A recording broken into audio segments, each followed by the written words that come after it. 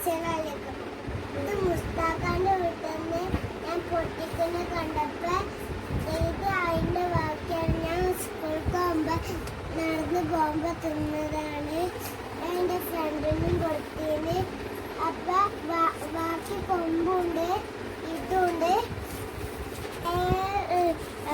കണ്ട് നിങ്ങൾ കണ്ട ഇതുണ്ട് ഇതുണ്ട്.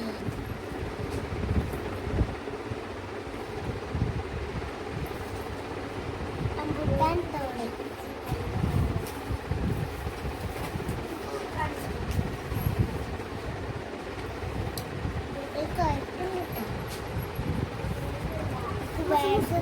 കുഴപ്പമില്ല.